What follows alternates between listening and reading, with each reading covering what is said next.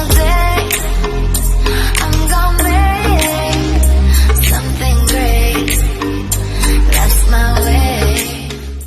Hi friends, I'm Sonia. Welcome to my channel Simple at Very Creative. ഈ വീഡിയോയിൽ blanket സ്റ്റിച്ചിന്റെ variation ആയ crossed blanket stitch എങ്ങനെ ചെയ്യാമെന്നാണ് share ചെയ്യുന്നത്. ക്രോസ്ഡ് ബ്ലാങ്കറ്റ് സ്റ്റിച്ച് ഒരു ഡെക്കറേറ്റീവ് സ്റ്റിച്ചാണ്. ഇത് ബോർഡർ ഡിസൈൻസിലാണ് യൂസ് ചെയ്യുന്നത്. ബ്ലാങ്കറ്റ് സ്റ്റിച്ചും ക്ലോസ്ഡ് ബ്ലാങ്കറ്റ് സ്റ്റിച്ചും ചെയ്യുന്ന ടെക്നിക്സ് അറിയാവുന്നവർക്ക് ഈ സ്റ്റിച്ച് ചെയ്യാൻ വളരെ ഈസിയാണ്.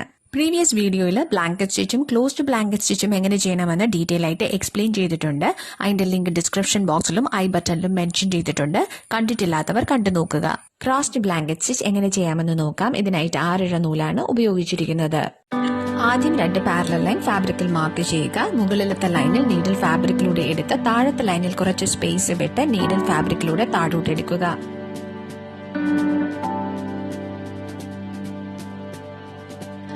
ഇനി നീഡിൽ മുകളിലത്തെ ലൈനിൽ ഫാബ്രിക്കിലൂടെ ഡയഗണലായി എടുക്കുക. വർക്കിംഗ് ത്രെഡ് നീഡിലിന്റെ താഴെ പ്ലേസ് ചെയ്ത് നീഡിൽ പുൾ ചെയ്യുക.